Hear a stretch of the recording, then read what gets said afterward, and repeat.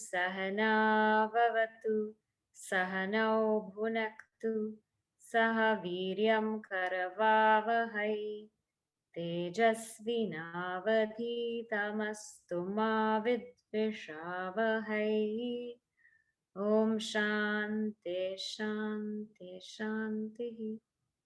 Samasta Jana Kalyane Niratam Karunamayam Namami Chinmayam Devam Satgurum Brahma Vidvaram.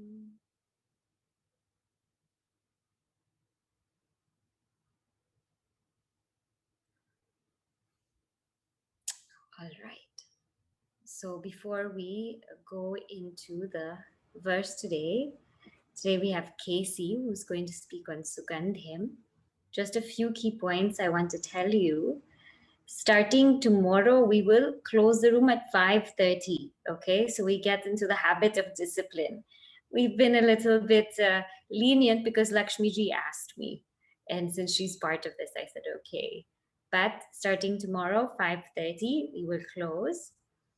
Question comes here, why do Vedic mantras have to be chanted as per the notations on the letters? That is because every single sound generates a certain kind of frequency. And we are looking for that particular frequency. So when you listen to this, that Vedic chanting that we chant or that we listen to, it's going to produce a very different frequency if you chant it this way versus if we sing it. And to get the full benefit of the mantra, we need to chant it in the way that it is given. The second is someone was asking, due to travel, they might miss class. So Nitya has been uploading the classes on YouTube if it is missed. It won't come the day, right that day, but it will come. So the best is to keep up this practice, like how we have done Gayatri Mantra 30 days non-stop. If we can do the same thing, 30 days non-stop, what happens is we build that sense of consistency and commitment. And that quality is very important. Not only that, but the mantra also goes deeper and deeper within. So it is a practice that as far as possible we should stick to. And there is prayashchitta also, right? So if we miss, then you do your 27 Trayambakams. Okay? So now we will have Kacie who's going to speak to us on Sugandhim. So let me just, right, okay.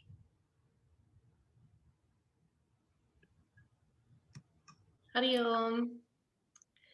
So as Shabani ji had mentioned, the last couple of days we've had Nitya, Shrikant, and Akash speak very beautifully on the beginning of the mantra.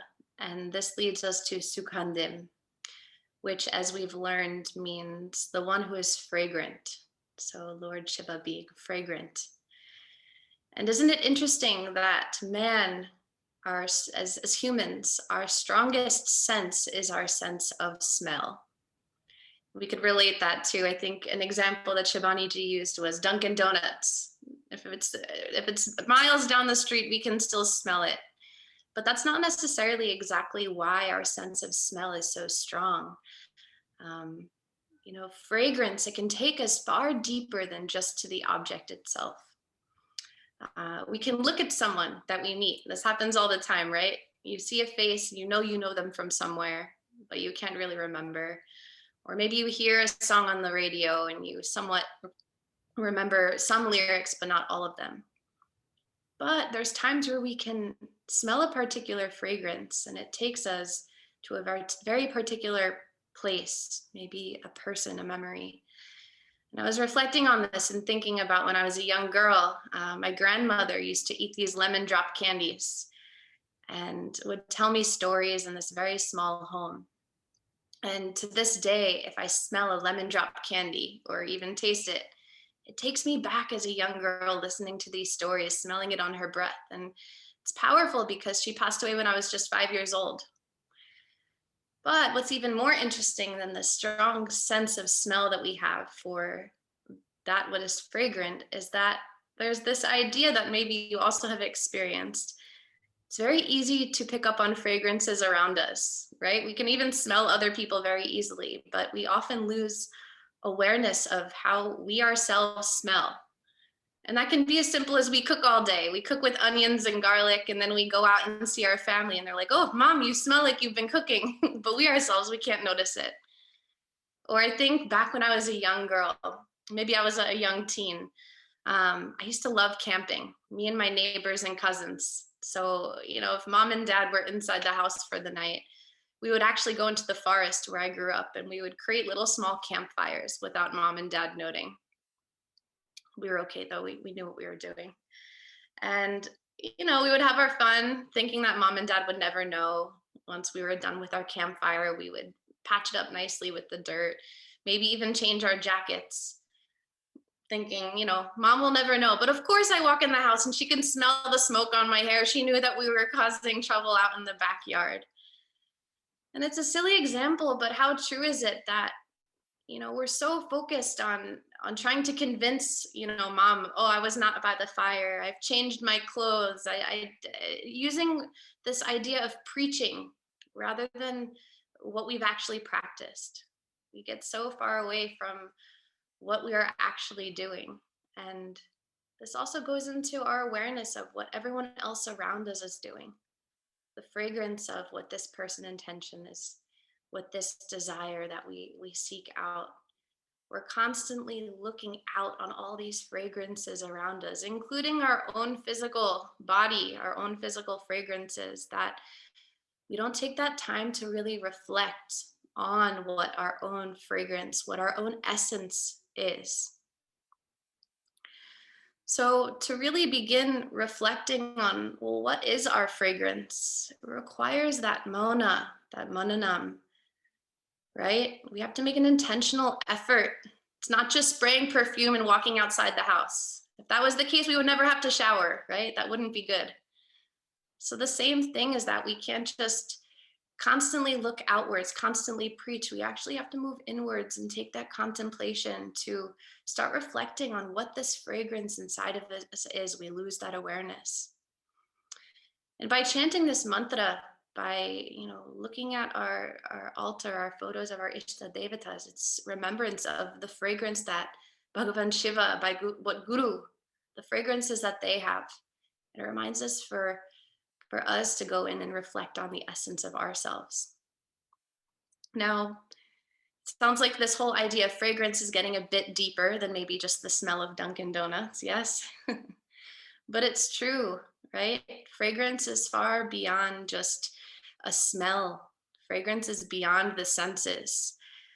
And it often captures an entire space, emotion, a place and time, as we were mentioning. So, some other examples of that could be essential oils, right?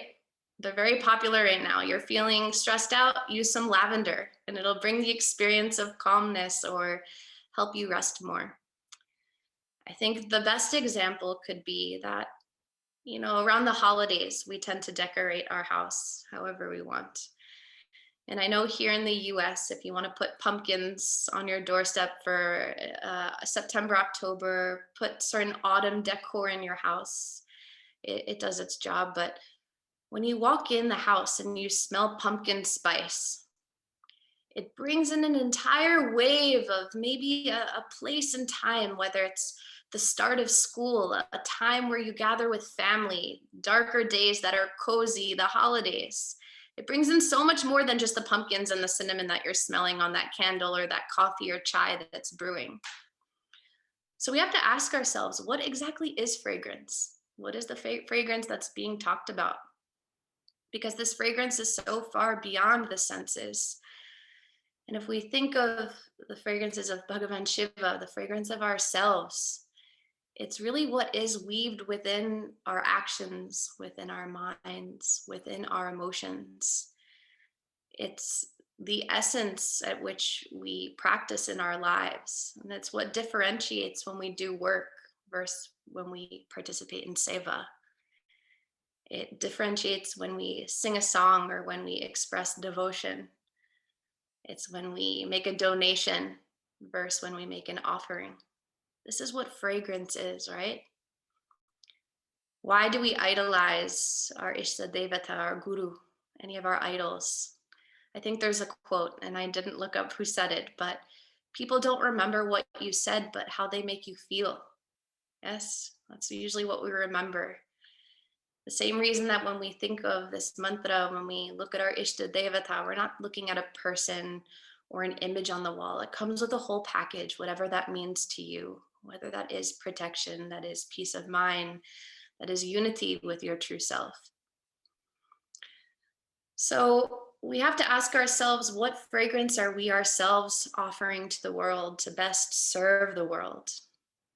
If we take this idea of why, you know, why we talk about the fragrance of Lord Shiva and apply that to ourselves, our intentions day to day can become more pure.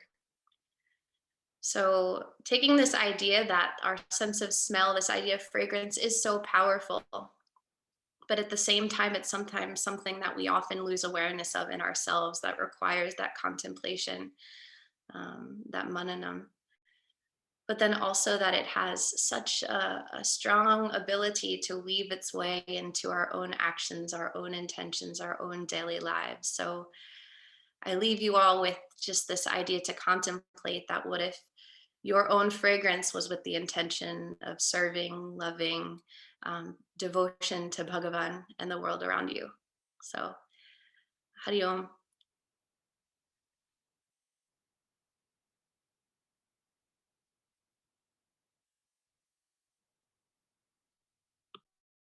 Thank you, Kacie. Thank you. So that's a nice point of reflection for us today. What is our fragrance?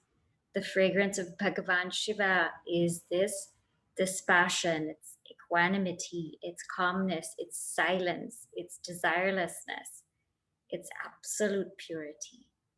And when we contemplate on that Bhagavan Shiva who has that fragrance, we become like that fragrance.